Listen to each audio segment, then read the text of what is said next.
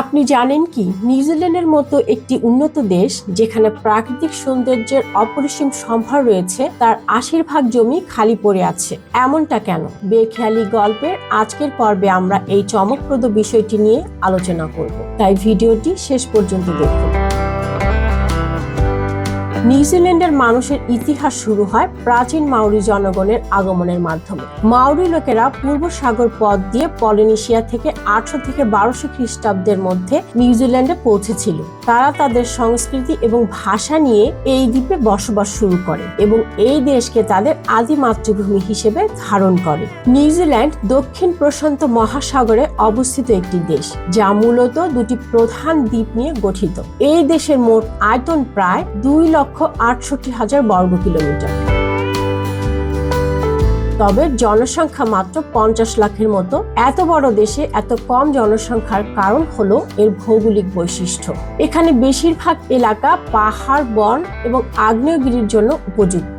আপনি যদি পৃথিবীর মানচিত্র দেখেন, যেখানে এই ধরনের জলবায়ু রয়েছে সেখানে অন্তর্ভুক্ত আছে বিশ্বের সবচেয়ে ঘনবসতিপূর্ণ কিছু স্থান, যেমন পশ্চিম Europe, Mexico city, lima, Cusco এবং দক্ষিণ পূর্ব অস্ট্রেলিয়ার বসবাসযোগ্য অঞ্চলগুলো।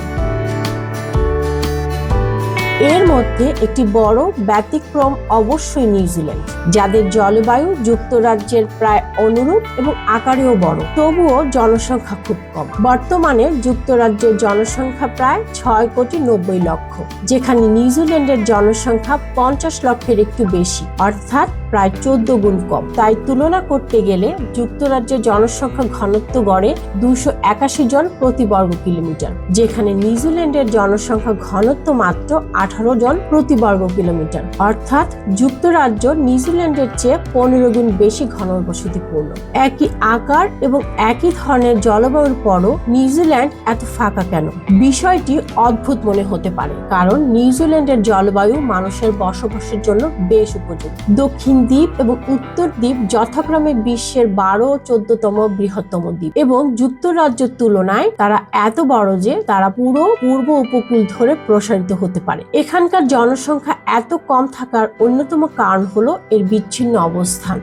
নিউজিল্যান্ডের কাছাকাছি কোনো বড় স্থলভূমি নেই। অস্ট্রেলিয়া সবচেয়ে কাছের দেশ হওয়া সত্ত্বেও দেশ দুটির মধ্যে প্রায় ২,০০০ কিলোমিটারের সমুদ্র রয়েছে।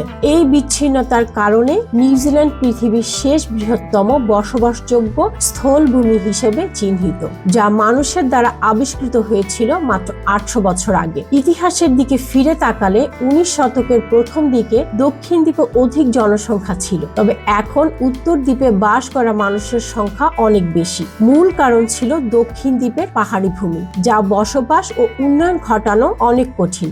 দক্ষিণ দ্বীপের ভূমি প্রচুর পাহাড় ও খরা প্রবণতার কারণে মানুষের বসবাসের জন্য অনুপযুক্ত।